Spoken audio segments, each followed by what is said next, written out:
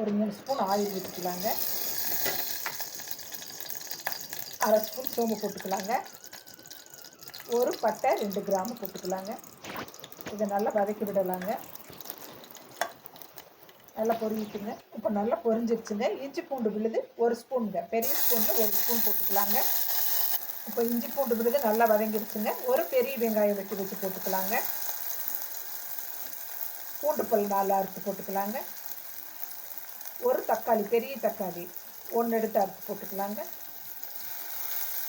நல்லா வதக்கி விடலாங்க. கருவேப்பிலை தழை போட்டுக்கலாங்க. இப்போ நல்லா வதங்கிட்டு இருக்குங்க. இதில் பச்சை பட்டாணி ஒரு கை போடலாங்க. இந்த பச்சை பட்டாணி உருளைக்கிழங்கு குருமா அவ்வளோ சூப்பராக இருக்குங்க. சப்பாத்திக்கு, இட்லிக்கு, தோசைக்கு எல்லாம் சூப்பராக இருக்குங்க. நல்லா வதக்கி விடலாங்க. இப்போ இதுக்கு ஒரு தேங்காய் வச்சு ஒரு இது அரைச்சிக்கலாங்க. நல்லா இருக்குங்க குழம்புக்கு. தேங்காய், மல்லித்தூள்லாம் வச்சு அரைச்சிட்டு வரலாங்க. இப்போ பாருங்கள், மிக்சியில் வந்து தேங்காய் போட்டுக்கலாங்க. பொட்டுக்கலை பெரிய ஸ்பூனில் 1 ஸ்பூன் பொட்டுக்கலை போட்டுக்கலாங்க. மல்லித்தூள் 1.5 ஸ்பூன் போட்டுக்கலாங்க. பச்சை மிளகா காரத்துக்கு அவங்கவுங்களுக்கு தகுந்த மாதிரி போட்டுக்கோங்க. நான் 2 பச்சை மிளகா போடுறேங்க. சோம்பு அரை டீஸ்பூன் போட்டுக்கலாங்க.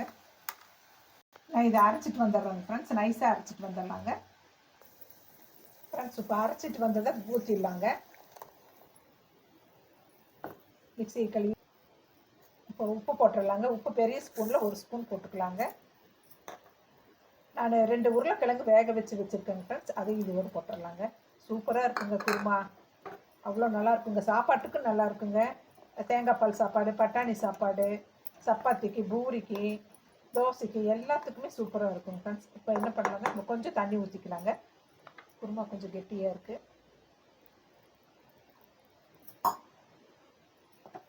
நல்லா கலக்கி விட்டுடலாங்க. இப்போ குக்கர் மூடி போடலாங்க.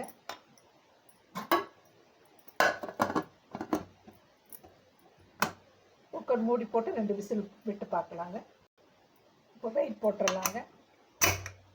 நல்லா 2 விசில் விட்டுட்டு பார்க்கலாங்க. ஏன்னா வேக வச்ச உருளைக்கிழங்கு தானே போட்டிருக்கோங்க. 2 விசில் போதுங்க. சரிங்களா, வெந்த பிறகு பார்க்கலாங்க. இப்போ எப்படி வெந்திருக்குன்னு பார்க்கலாங்க.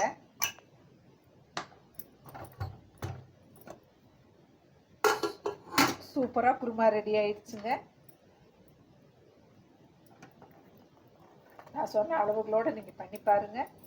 என் சேனலை பிடிச்சிருந்தா சப்ஸ்கிரைப் பண்ணுங்கள், லைக் பண்ணுங்கள், கமெண்ட் பண்ணுங்கள், ஷேர் பண்ணுங்கள். நம்ம அடுத்த நல்லதொரு வீடியோவில் சந்திக்கலாங்க. Thank you friends.